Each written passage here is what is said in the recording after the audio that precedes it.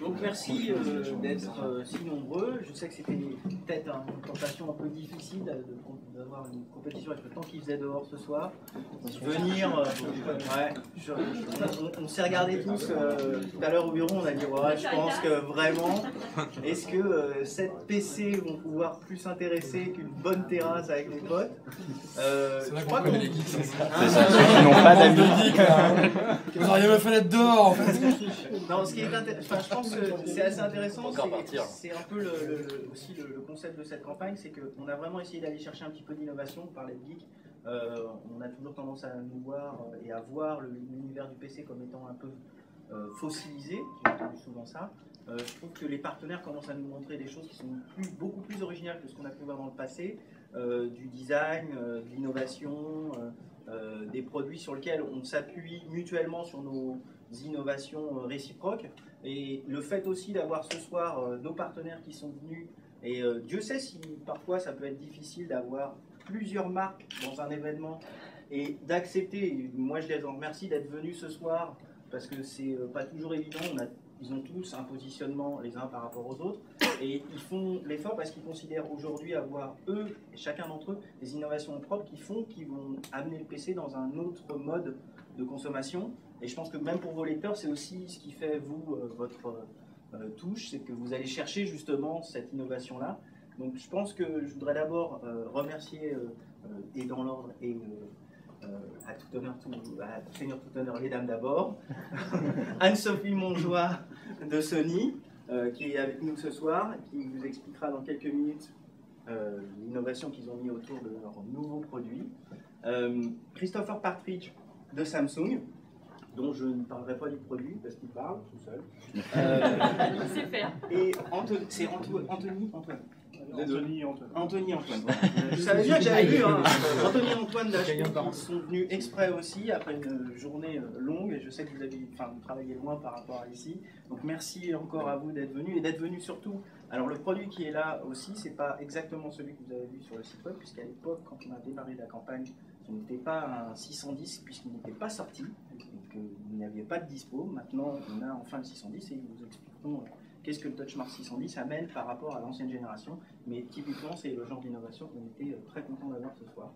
Donc voilà, vous verrez aussi, alors je vais faire un peu un tour avant de vous laisser la parole aux partenaires pour expliquer un petit peu leur propre configuration. Vous retrouverez dans le showroom donc, un produit au fond Acer AZ5741 qui est un all-in-one tactile. Ouais, je le connais par cœur. C'est ce que je me disais. Hein. Il nous a séché. Donc, qui est un tout en un. Vous avez vu l'essor des tout en un depuis en fait le lancement de Windows 7. C'est pour ça que je suis toujours très content d'en parler. Effectivement, depuis qu'on a intégré la gestion du multitouch en natif dans le système d'exploitation, les constructeurs ont vraiment abordé l'approche du tout en un de manière vraiment forte. Ce qui est intéressant, c'est que c'est le seul segment aujourd'hui dans le marché qui est en croissance sur le marché du PC desktop. Avec le gaming. Avec le gaming, exact. Donc c'est vraiment comme quoi quand on fait un petit peu d'innovation, on est capable vraiment de réintéresser nos consommateurs. Là, on en a un des exemples et HP vous montrera aussi la partie sur laquelle eux vont jouer de manière différenciante. Derrière, vous avez vu aussi un autre produit double écran toujours tactile à Sericonia, qui est complètement nouveau et qui est un prototype. Je sais, vous l'avez tous essayé, vous m'avez tous dit une baisse de tonne et c'est pas aussi rapide que je l'attendais. C'est un prototype, donc on a eu la chance de pouvoir l'avoir ce soir. Il va être commercialisé dans le courant du mois, donc vous pourrez le retester, demander à Acer pour le voir, mais on voulait vraiment l'avoir puisqu'on vous le montrait dans la campagne, on aurait trouvé ça un petit peu léger de vous présenter un certain nombre de PC et pas d'avoir la totalité. Vous retrouverez aussi le PortGR 700 de Toshiba, qui en termes d'innovation, lui, amène dans 1,4 kg un PC avec du Core jusqu'au Core i7 128 SSD, 8h30 d'autonomie et un lecteur optique. Ce qui est l'originalité, c'est que dans ce format-là, on trouve un lecteur optique aujourd'hui, écran LED 13 pouces. C'est une technologie en propre à Toshiba. La carte mère est spécifique à Toshiba, ce qui fait encore une innovation qu'on ne trouvera pas chez nos amis et néanmoins compétiteurs. Pour ceux qui connaissaient, on avait la série S et Z. Là, on va remplacer ces deux châssis-là par un seul et même châssis, parce qu'on partait un peu dans tous les sens en termes de série, donc on simplifie un petit peu la gamme. Donc on va l'appeler par contre du coup la nouvelle série S, qui est 200 grammes plus légère que l'ancienne série S. On a un démarrage en 40 secondes sur des disques durs standards et 30 secondes en SSD. On va commencer avec une configuration 1000 € Core i5 et au fur et à mesure on va rajouter la 3G, le lecteur Blu-ray et le disque dur SSD. Ils ne sont pas encore en magasin, a priori ils vont commencer à y être la semaine prochaine. À retenir, vous avez une carte graphique hybride qui vous permet d'économiser de la batterie. Typiquement, vous regardez un film, vous avez besoin de toute la puissance de la carte graphique, vous le faites. Mais si par exemple vous avez un voyage en train, vous faites que de la bureautique, vous passez en mode stamina, ça permet d'optimiser la batterie. Également, tous les boutons de raccourcis qui nous sont propres, je vous les passe, vous viendrez après. Un seul peut-être à retenir, c'est la touche web qui permet PC éteint de lancer Internet en 15 secondes. Donc, vous avez besoin de regarder la météo un matin avant de partir ou s'il y a du trafic, vous lancez en 15 secondes Internet. Également, on avait une batterie cylindrique qu'on a décidé de supprimer, qui est assez reconnaissable à Valeo. Pourquoi? Parce qu'on voulait réduire en finesse le PC et pouvoir avoir une batterie qui est complètement en fait, intégrée au PC. On peut également en clipser une deuxième pour aller jusqu'à 14 heures d'autonomie. Voilà, c'est dans les grandes lignes. Si vous voulez plus d'informations, n'hésitez pas.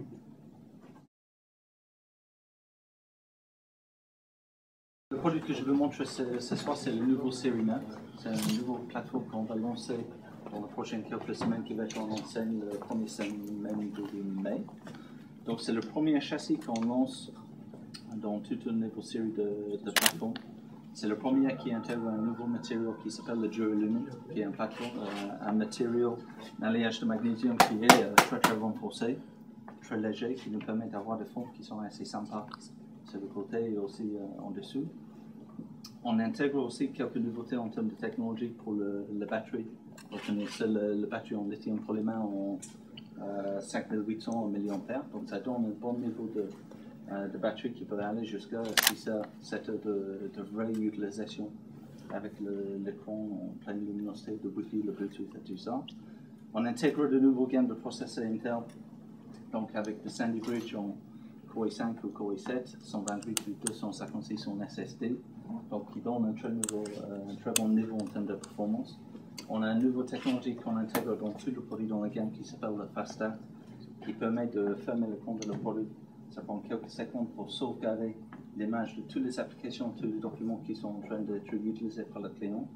Et tout simplement, si elle vient prêt, quand j'ouvre l'écran après, en moins de 5 secondes, le produit est prêt à réutiliser. Donc ça fait un sauvegarde de toutes les données et les applications sur le disque dur. Donc quand on enlève la batterie même, ça sauvegarde toutes les choses qui sont en cours. C'est toujours comme ça. Donc, ça fait bien foiré. Je vous invite de bien voir après. Deuxième tentative après. Et voilà, on voit comme ça.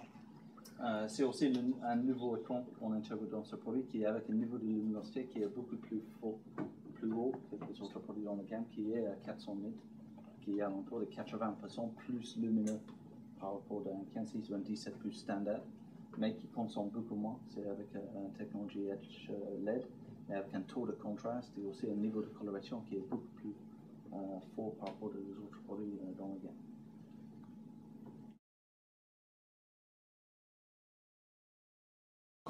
Les premières machines arrivent là pour le courant du mois en fait. Donc le design va être un tout petit peu revisité au niveau de la finition, ça sera plus clair, etc.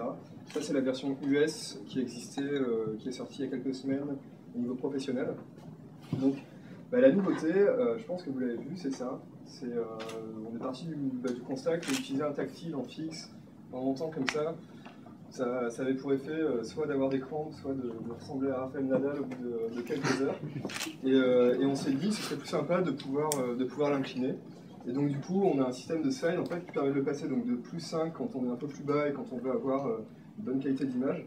C'est un écran qui n'est pas une dalle TN, donc tout cinématique, mais on est en PVA. On va avoir ensuite, donc pendant la production, parce qu'on a une petite pénurie au niveau mondial de la IPS, et donc ensuite tous les modèles seront en SIPS, et donc on va pouvoir l'incliner jusqu'à 60 degrés pour pouvoir vraiment bénéficier du tactile de manière beaucoup plus confortable. Donc là, il y a, allez, je vais donner uniquement 4 nouveautés. Il y a la suite, le logiciel TouchMart 4, qu'Anthony pourra vous montrer, où en fait on a l'équivalent de 3 desktops. On va pouvoir naviguer comme ça en mettant des magnets, des éléments qu'on veut, en les rangeant un petit peu comme on le souhaite. Et puis si on veut toujours avoir ces documents en face de nous, on va pouvoir les épingler très simplement et continuer à aller chercher nos applications, nos magnets ou dans le carrousel d'applications en dessous. On a Ruse qui est intégré, qui a été développé sur la table Microsoft Surface et sur les TouchMart HP et qui fonctionne en multitouch uniquement sur ces deux produits-là, donc qui est préloadé gratuitement dessus. On a quelque chose qui s'appelle HP LinkUp, qui est une grosse nouveauté, qui est en fait du déport d'affichage. Vous avez sur votre netbook, notebook, des photos, un tableau Excel que vous voulez partager. Pour l'utiliser en écran externe, plutôt que de brancher un câble VGA, vous allez le déporter sans fil en Wi-Fi. Donc c'est du déport d'affichage. Donc si vous avez des questions, je réponds. C'est un protocole qui s'appelle RGS, qu'on utilise nous sur nos stations de travail en LAM et nos clients légers en LAM, par exemple pour PSA, qui a des ingénieurs en Inde et qui a ses stations de travail pour faire les calculs ici en France. Et donc en fait on va compresser l'image et la décompresser dessus. Donc tout ça sans fil d'un simple clic. Donc on va pouvoir partager comme ça les photos de famille, travailler sur un écran Excel et utiliser toutes les capacités de l'écran, donc tactile ou alors clavier. Mais par contre tout le compute, il se fait toujours sur le PC portable et tous les enregistrements des données se font sur le PC portable. Et puis la quatrième chose qu'on intègre, c'est Beats. Donc Beats Audio, donc là il n'y a pas de logo parce que c'est un proto et donc il y sera. Donc Beats Audio, c'est quoi? C'est au-delà des casques qu'on connaît tous. Donc Dr. Dre a voulu avoir un gros son bien puissant parce qu'il n'était pas satisfait avec tout ça. Donc il allait voir Monster Cable qui a dit ok, je vais te fabriquer des choses selon ton cahier des charges. Il voulait avoir un son qui ressemble à son studio d'enregistrement. Ensuite, en faisant le tour de l'histoire, il s'est dit oui, mais les PC aujourd'hui, ils ne produisent pas un son qui est satisfaisant. On a pour faire du son des cartes graphiques externes, mais l'utilisateur lambda n'a pas un son correct. Donc on a retravaillé un chipset son avec eux pour intégrer Beats.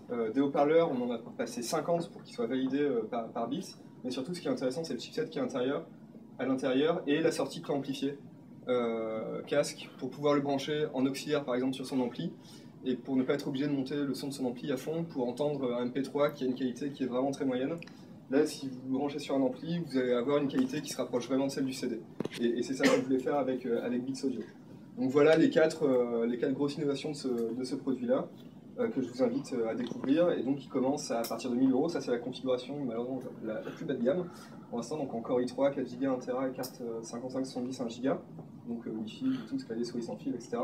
Donc à 1000 € et puis on monte avec du Blu-ray, du Core i5, des cartes de 2 Go, 2 Tera de disque, etc. Et jusqu'à 8 voire 12 Go de RAM.